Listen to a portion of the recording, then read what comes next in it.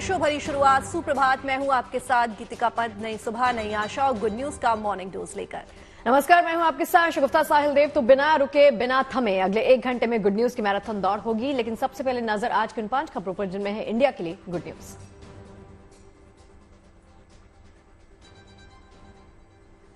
उत्तर भारत में एक बार फिर मौसम ने करवट ली है। खासकर पहाड़ी इलाकों में एक बार फिर से बर्फबारी शुरू हो गई है, जिससे सैलानियों के चेहरे एक बार फिर से खिल गए हैं। दरअसल हिमाचल प्रदेश के आसपास एक वेस्टर्न डिस्टर्बेंस एक्टिव हुआ है, जिसकी वजह से ये सौगात सैलानियों को मिली है। आपको पहाड़ों पर हो रही बर्फबारी के रंग भी आगे दिखाएंगे। देखिए, ये सब बात तो होगी, लेकिन आज से भारत और इंग्लैंड के बीच में वनडे सीरीज की शुरुआत होने जा रही है। 3 मैचों की सीरीज का पहला मुकाबला होगा आज नागपुर में। ये दिलचस्प मुकाबला होगा। T20 सीरीज जीतने के बाद टीम इंडिया का जोश काफी हाई है। तो आपको टीम इंडिया की तैयारियों के बारे में बताएंगे, साथ ही टीम इंडिया की नई जर्सी कैसी है वो भी दिखाएंगे। तो आपको आर्मी और एयरफोर्स से जुड़ी 2 अच्छी खबरें भी हम दिखाएंगे। एक तरफ जहां इस साल के अंत में भारतीय वायुसेना को 400 एयर डिफेंस मिसाइल सिस्टम का चौथा स्क्वाड्रन मिलने जा रहा है, तो वहीं भारतीय थल सेना को इसी साल करीब 70,000 AK-203 असॉल्ट राइफल्स मिलने वाली है। इस पर विस्तार से हम बात करेंगे। देखिए, प्रयागराज के महाकुंभ नगर में आज से संस्कृति उत्सव की शुरुआत होने जा रही है, जिसमें कई मशहूर कलाकार अपनी परफॉर्मेंस देने वाले हैं। इसके अलावा आपको एक ऐसी साधना के बारे में बताएंगे जो 18 साल की तक की जाती है और इसका उद्देश्य है जन कल्याण और राष्ट्रहित। महाकुंभ की अनोखी तस्वीरें भी आपको आगे दिखाएंगे हम। समाचार में सबसे पहले बात करेंगे मौसम के बदले मिजाज की। ज्यादातर लोगों को लगने लगा है कि अब ठंड की विदाई हो चुकी है, मगर मौसम ने फिर से यू टर्न मारा है। हिमाचल प्रदेश समेत उत्तराखंड और जम्मू कश्मीर जैसे पहाड़ी इलाकों में मौसम फिर से बर्फबारी वहां होने लगी है, गुलजार हो गया है। दरअसल हिमाचल प्रदेश के आसपास एक वेस्टर्न डिस्टर्बेंस एक्टिव हुआ है, जिसकी वजह से मैदानी इलाकों में, खासकर दिल्ली और आसपास के इलाकों में आज सुबह से ही ठंड में इजाफा देखने को मिल रहा है। शिमला, मनाली, कुल्लू समेत कई इलाकों में ताजा बर्फबारी हुई है। जाहिर है सैलानी इस मौसम का जमकर लुत्फ उठा रहे हैं।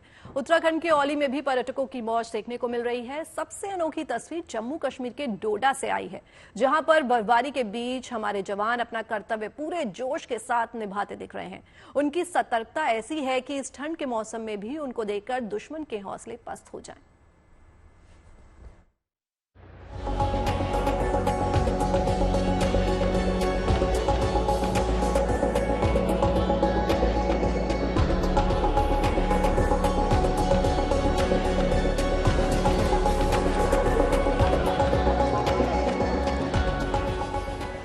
ताजा बर्फबारी ने मनाली समेत हिमाचल के ऊंचाई वाले इलाकों की रंगत बदल दी है।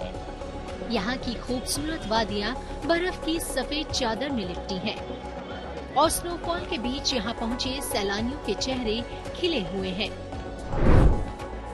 यहाँ के मनाली, कोठी, गुलाबा, सोलांग नाला और अटल टनल क्षेत्र में जमकर बर्फबारी हुई है, जिससे पर्यटकों की संख्या में इजाफा देखा जा रहा है। बर्फबारी देखी, इतनी स्नो देखी है कि लाइफ में ऐसा एक्सपीरियंस कभी नहीं हुआ। और ये अभी भी ऐसा लग रहा है कि हम कहीं, ऐसा लग रहा है कि कहीं और ही आ गए। बहुत बढ़िया लगा। जो इतना बेस्ट जो बर्फबारी जो देखा हूँ वो दोबारा मैंने पहले कभी देखा ही नहीं है। इतनी बढ़िया बर्फबारी है और यहाँ का मौसम बहुत बढ़िया है और यहाँ ये देवभूमि है, महादेव की कृपा है जो इतनी बढ़िया अच्छे से बारिश आ रही है यहाँ पे। फर्स्ट टाइम आई हूँ और मुझे यहाँ पर आकर बहुत अच्छा लग रहा है। पता ही नहीं था मुझे यहाँ पर आकर ऐसा जन्नत जैसा नजारा देखने को मिलेगा।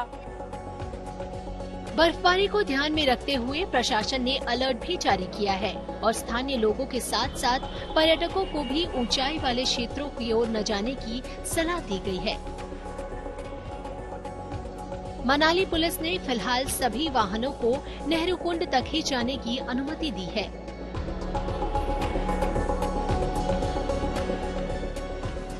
इन दिनों मनाली ही नहीं, पश्चिमी विक्षोभ का असर दिखाई दे रहा है। कुल्लू के कोठी में 33 सेंटीमीटर बर्फबारी, वहीं सलूड़ी में 35 mm बारिश दर्ज की गई है। आज और कल हिमाचल प्रदेश के निचले इलाकों में शीतलहर और कोहरे छाने के आसार हैं। पूरे हिमाचल प्रदेश में हमारे पास रेनफॉल और स्नोफॉल रिपोर्ट हुआ है और साथ ही अगर जो थंडर स्टॉर्म और लाइटनिंग की बात करते हैं तो वो भी हमारे पास जो मिड हिमालय का रीजन है और लोअर हिमालय का रीजन है, जिसमें आपके पास कांगड़ा एयरपोर्ट है, भुंतर एयरपोर्ट है और जो शिमला एयरपोर्ट है, यहाँ सभी जगह पर थंडर स्टॉर्म भी हमारे पास रिपोर्ट किया गया। शिमला में न्यूनतम तापमान 3.3 डिग्री दर्ज किया गया है। मौसम विभाग का कहना है कि अगले 2 दिन तापमान में गिरावट जारी रहेगी। मनाली से मनविंदर अरोड़ा और शिमला से विकास शर्मा के साथ bureau report, good news today.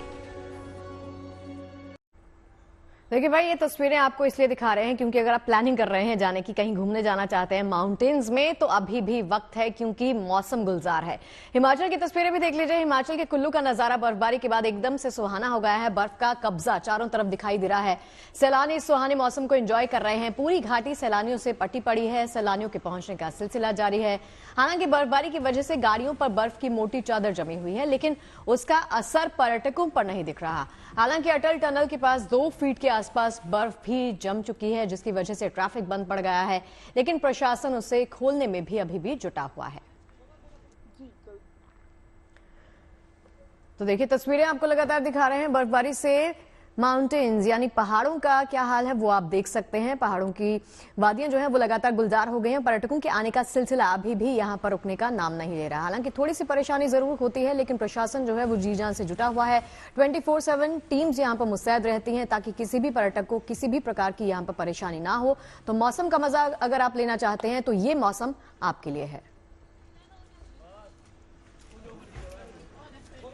जी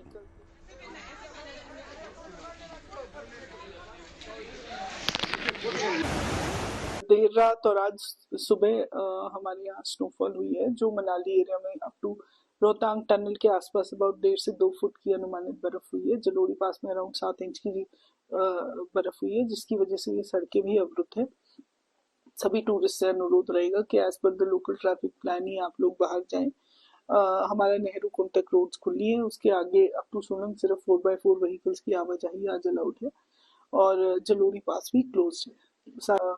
बर्फ की वजह से काफी खूबसूरत है और हम अनुरोध करेंगे कि आप उसको वहीं से एंजॉय करें।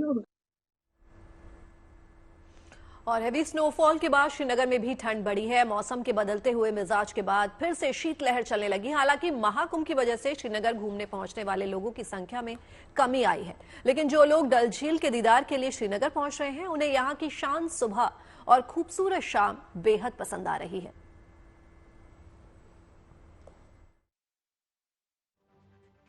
हमें बहुत अच्छा लग रहा है। यहाँ बहुत ठंडी भी है, चाहिए वैसा वेदर है, इसलिए हमने पूरा बदन कवर कर दिया है कपड़ों से। और यहाँ के लोग भी बहुत अच्छे हैं। खाना कावा भी हमने ट्राई किया, वो भी बहुत अच्छा है। यहाँ के सब शिकारा राइड एक नंबर का है। पूरा एडवेंचर एंटरटेनमेंट, बहुत लोग बहुत ही अच्छे हैं, बहुत मतलब बहुत। तो गोवा में मोस्ट ऑफ ऑल समर रहता है, समर मतलब गर्मी रहती है। तो कश्मीर मैंने बस फिल्मों में देखा था, लैला मजनू वो वाली फिल्मों में। तो मैं चाहती थी कि कश्मीर आऊँ, तो उससे पहले 1 मंथ आने से पहले मैंने पूरा शॉपिंग करा था। ये ग्लव्स, ये कान का, ये टोपी, ये सब जैकेट वगैरह, मतलब पूरी तैयारी करके कश्मीर आई हूँ मैं, ताकि ठंड ना लगे। लेकिन यहाँ पे इतनी ठंड है कि ये भी कुछ काम का नहीं है। चाहती हूँ कि जिंदगी में एक बार तो कश्मीर आना ही होगा। यहाँ का बर्फ हाथ में लेके महसूस करो कि क्या ठंड होती है। देखिए, अगर आप भी जाएंगे तो प्रॉपर प्लानिंग करके आपको यहाँ पर जाना होगा। खरीदारी अच्छे से कीजिएगा क्योंकि वहां की ठंड बहुत खतरनाक होती है। अब जापान का उत्तरी हिस्सा भी इन दिनों भीषण बर्फबारी की चपेट में है। उसी की तस्वीरें लेकर आए हैं। भारी बर्फबारी की वजह से आवाजाही पर असर पड़ा है। वहां मशीनों के जरिए बर्फ हटाई जा रही है। कोशिश यही है कि जल्द से जल्द यहाँ जिंदगी पटरी पर वापस लौट सके।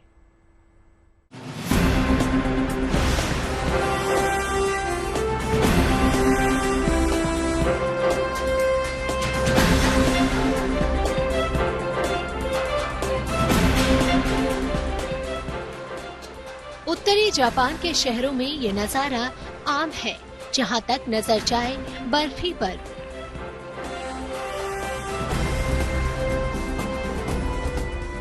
यहाँ के तटीय इलाकों में भी लोगों को भीषण सर्दी का सामना करना पड़ रहा है।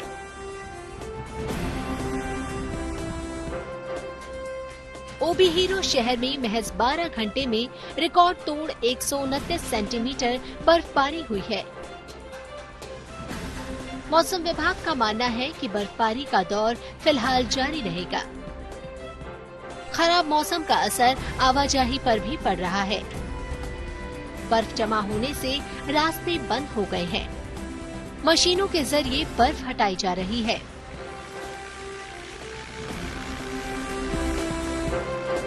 प्रशासन मौसम को देखते हुए लोगों को अलर्ट भी जारी कर रहा है। लोगों को मौसम सुधरने तक घरों में ही रहने की सलाह दी गई है। Bureau report, good news today.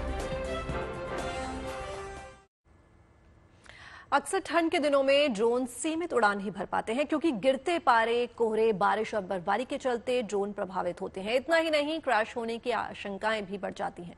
लेकिन अब ऐसा नहीं होगा क्योंकि फिनलैंड के वैज्ञानिक इस समस्या से निपटने के लिए सॉल्यूशन पर काम कर रहे हैं, जिससे ठंड और बर्फबारी के दिनों में भी ड्रोन आसानी से उड़ सकेंगे।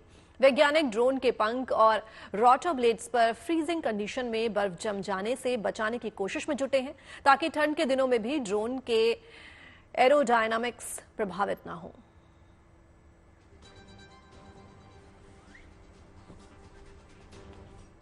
देखिए, गली क्रिकेट की जब हम बात करते हैं तो गली क्रिकेट सिर्फ गली क्रिकेट नहीं है। गली क्रिकेट एक इमोशन है क्योंकि हम सब खेले हैं वो। तो गली क्रिकेट खेलते हुए बच्चों और यंगस्टर्स की टोलियां तो आपने बहुत सारी देखी होंगी। एक से बढ़कर एक बैटर, बॉलर, फील्डर आपको गली मोहल्लों में मिल जाएंगे और वहां से ये निकलता भी है टैलेंट।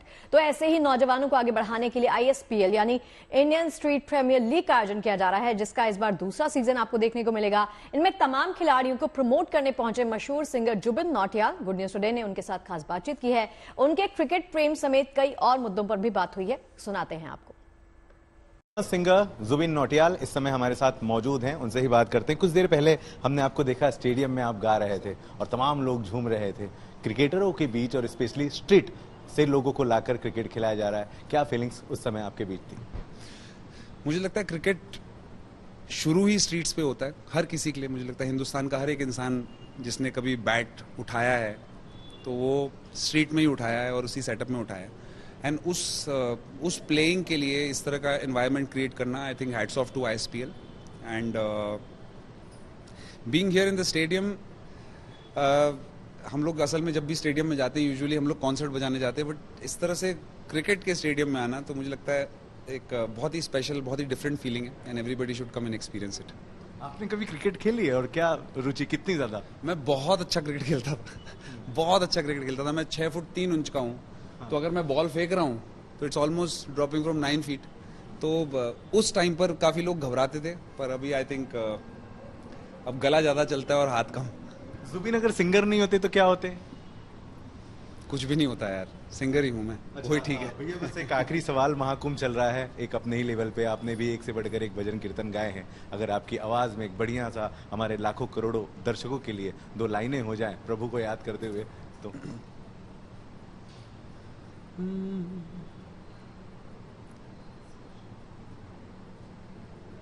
प्रेम प्रभु का बरस रहा है, पीले अमृत प्यासे, सातों तीरथ तेरे अंदर बाहर किसे तलाशे।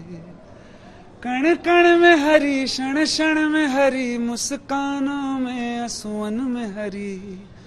मन की आंखें तूने खोली तो ही दर्शन पाएगा, पता नहीं किस रूप में आके नारायण मिल जाएगा। Thank you very much Zubin Nautiyal. सोचिए लाइव में आपने इतना ज्यादा उनको एंजॉय किया और स्पेशली जब भजन की गाने वो गाते हैं इतना ज्यादा आनंद यहाँ मिल रहा है, तो सोचिए हजारों की संख्या में मौजूद दर्शकों के सामने जब जुबिन लाइव परफॉर्मेंस दे रहे थे तो वहां का माहौल आखिर कैसा होगा। वीडियो जर्नलिस्ट अनिकेत चौहान के साथ Dharmendra Dubey, good news Tuesday, Mumbai. Mahakumbh के महापर्व के तमाम रंग आपको दिखा रहे हैं। तो महाकुंभ में शामिल होने के लिए भारी संख्या में लोगों के पहुंचने का सिलसिला जारी है।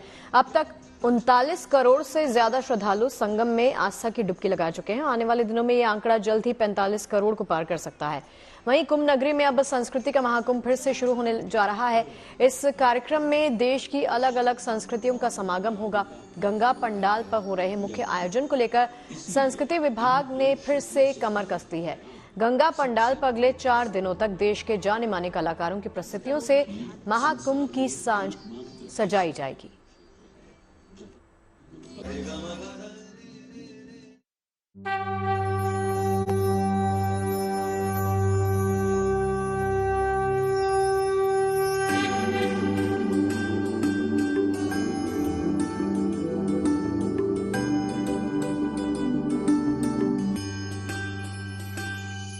महाकुंभ में सनातन की आन बान शान को बढ़ाने के लिए फिर से सज रहा है संस्कृति का महाकुंभ। संस्कृति के इस महाकुंभ में देश की संस्कृतियों का संगम देखने को मिलेगा। मेला क्षेत्र के सबसे बड़े गंगा पंडाल पर शुरू होने जा रहे मुख्य आयोजन को लेकर संस्कृति विभाग ने एक बार फिर पूरी तैयारी कर ली है। वसंत पंचमी के स्नान के बाद अब 7 फरवरी से देश के नामचीन कलाकारों की प्रस्तुतियों से महाकुंभ की सांझ सजने वाली है। गंगा पंडाल पर होने वाले आयोजन की बात करें तो 7 फरवरी को डूना गांगुली ओडिसी नृत्य पेश करेंगी। वहीं योगेश गंधर्व और आशा गंधर्व सूफी गायन करेंगे। इसके अलावा दर्शक सुमा सुधींद्र के गायन का आनंद लेंगे, तो वहीं डॉक्टर देवकीनंदन शर्मा रासलीला की प्रस्तुति देंगे। 8 फरवरी को कविता कृष्णमूर्ति और doctor L Subramaniam light music पेश करेंगे। वहीं प्रीति पटेल मणिपुरी नृत्य पेश करेंगी। इसके अलावा दर्शकों को सरोद की धुन पर नरेंद्र नाथ मोहित करेंगे। वहीं डॉक्टर देवकीनंदन शर्मा रासलीला की प्रस्तुति देंगे। वहीं गंगा पंडाल में 9 फरवरी की शाम सुरेश वाडेकर की सुरों से सजेगी। पद्मश्री मधुप मुदगल दर्शकों के लिए हिंदुस्तानी शास्त्रीय संगीत की प्रस्तुति देंगे। इसके अलावा सोनल मान सिंह ओडिसी नृत्य प्रस्तुत करेंगी और डॉक्टर देवकीनंदन शर्मा की रासलीला की प्रस्तुति होगी। वहीं संस्कृति के महाकुंभ में गंगा पंडाल में 10 फरवरी के दिन हरिहरन की ओर से सुगम संगीत पेश किया जाएगा। शुभदा वराटकर ओडिसी नृत्य पेश करेंगी। इसके अलावा कलाकार सुधा की ओर से कर्नाटक संगीत पेश किया जाएगा। महाकुंभ में 12 फरवरी को माघ पूर्णिमा का स्नान है, इसलिए 11 से 13 फरवरी तक सांस्कृतिक कार्यक्रम स्थगित रहेंगे। Bureau report, good news today. Sangam नगरी प्रयागराज में लगे महाकुंभ में तमाम तरह के हठयोगी, साधक और तपस्वी अब तक आपने देखे हैं। आज देखिए ऐसे ही कुछ साधुओं की अग्नि साधना। ये साधना विशेष रूप से दिगंबर आणी अखाड़े की अखिल भारतीय पंच तेरा भाई त्यागी खालसा के साधक ही करते हैं। ये विशेष साधना 18 सालों तक की जाती है। ये अग्नि साधना बसंत पंचमी से शुरू होकर 5 माह तक चलेगी। इस साधना को करने वाले साधक अपने चारों तरफ जलती आग का घेरा बनाकर उसके बीच में बैठकर ये कठिन साधना करते हैं। इनकी ये साधना देश कल्याण, राष्ट्र हित के लिए है।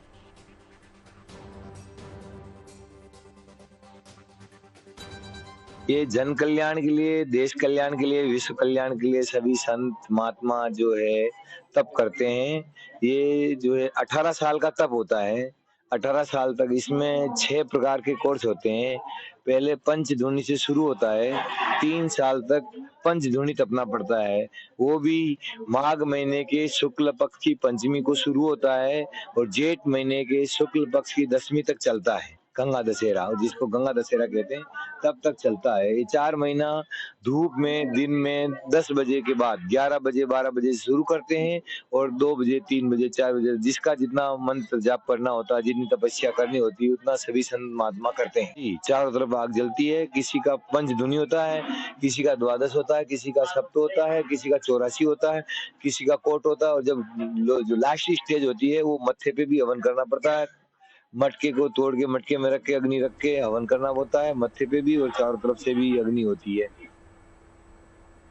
देखिए, भारतीय सनातन संस्कृति काफी विशाल है। महाकुंभ में इसकी झलक साफ देखने को मिल रही है। यहाँ भारतीयों के साथ साथ विदेशी भी बड़ी संख्या में आस्था की डुबकी लगाने पहुंचे। सनातन की यही शक्ति उन्हें देश के दूसरे धार्मिक स्थलों की ओर भी खींच रही है।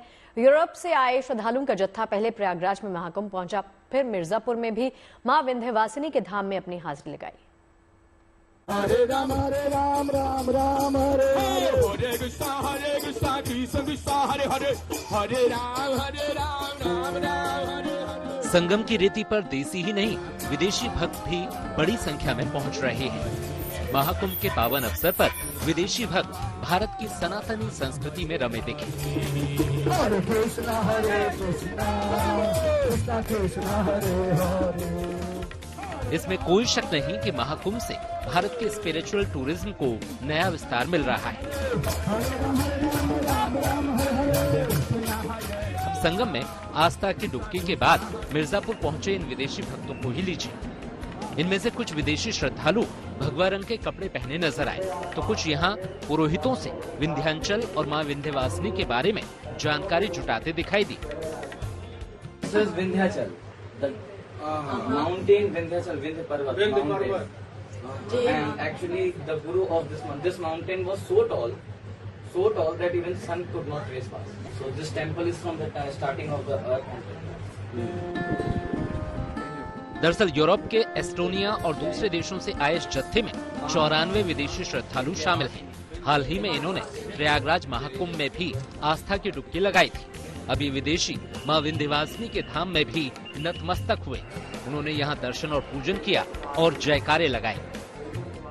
I felt that we were very welcome by the mother, that she had been waiting us, and very good experience.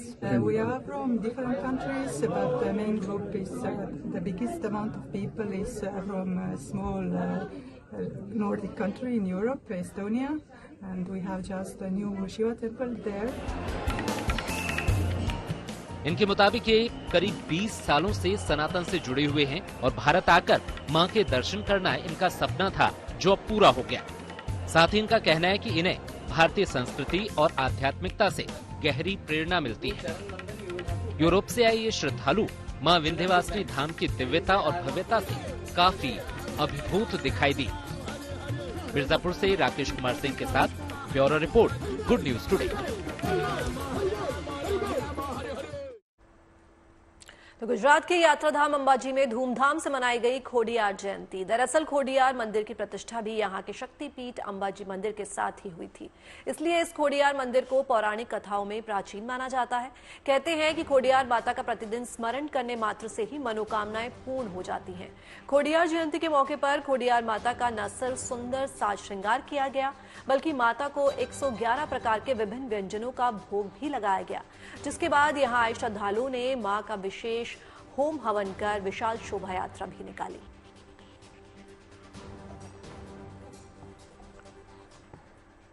देखिए, झारखंड के जमशेदपुर की 26 छात्राएं अपने राज्य और देश के लिए मिसाल बन गई हैं। दरअसल इनके स्कूली बैंड ने गणतंत्र दिवस समारोह में अपनी शानदार प्रस्तुति से सभी का दिल जीता और पहला स्थान हासिल किया था। ऐसे में अब दिल्ली से लौटने के बाद स्कूल में उनका सम्मान हुआ है। इन छात्राओं की मेहनत और लगन की काफी तारीफ भी की जा रही है।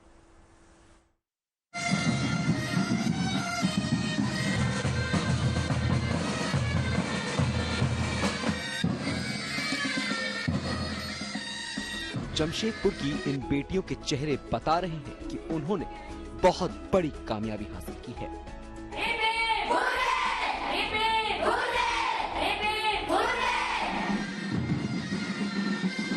गर्व के साथ कदमताल करती इन छात्राओं ने दिल्ली में गणतंत्र दिवस के दौरान परचम लहराया।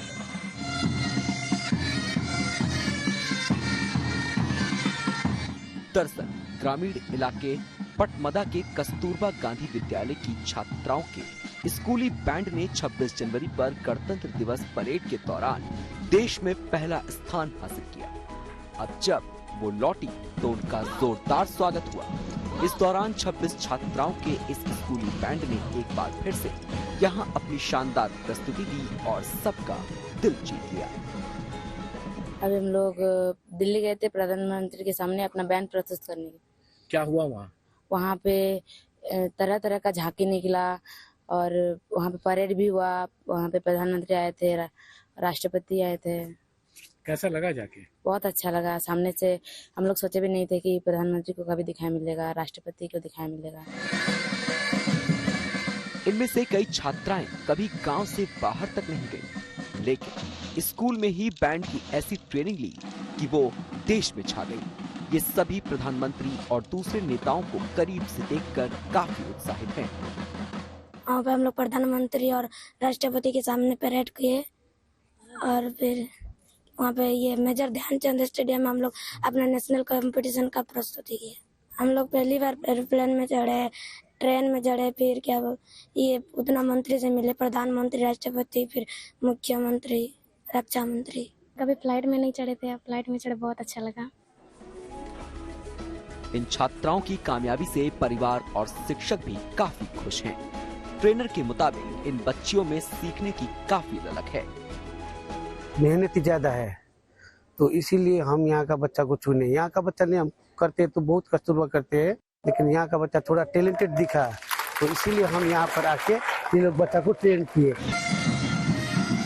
जाहिर है इन बेटियों की कामयाबी स्कूल, राज्य और देश के दूसरे बच्चों को भी नई राह दिखाएगी। यानी छोटे गांव शहरों के बच्चे भी बड़ा कमाल कर सकते हैं, बस कुछ कर गुजरने का जज्बा होना चाहिए। जमशेदपुर से Anoop Sinha, good news today. और अब आपको मिलवाते हैं एक Jordanian athlete Abdul Rahman Makhlouf से, जो 19 साल के हैं और पिछले 9 सालों से अपनी व्हीलचेयर पर कैलिस्थेनिक्स यानी हल्के फुल्के व्यायाम कर रहे हैं। तस्वीरों में आप उन्हें पार्क में पब्लिक फिटनेस उपकरणों पर व्हीलचेयर के साथ ये व्यायाम करते देख सकते हैं। उनका कहना है कि वो जॉर्डन के अकेले ऐसे एथलीट हैं जो अपनी डिसेबिलिटी के साथ कैलिस्थेनिक्स कर रहे हैं, और वो भी अपने दम पर। वो ना तो किसी क्लब से जुड़े हैं और ना ही किसी संगठन से। बहरहाल मखलूफ को उम्मीद है कि एक दिन उनकी कोशिश रंग जरूर लाएगी और वो Guinness book of world record में अपना नाम दर्ज करवाएंगे। और शुभ समाचार में आज के लिए बस इतना ही, लेकिन आप अपना बहुत बहुत ख्याल रखिएगा। और अच्छी और पॉजिटिव खबरों के डोज के लिए आप देखते रहिए गुड न्यूज डे। इजाजत दीजिए, नमस्कार।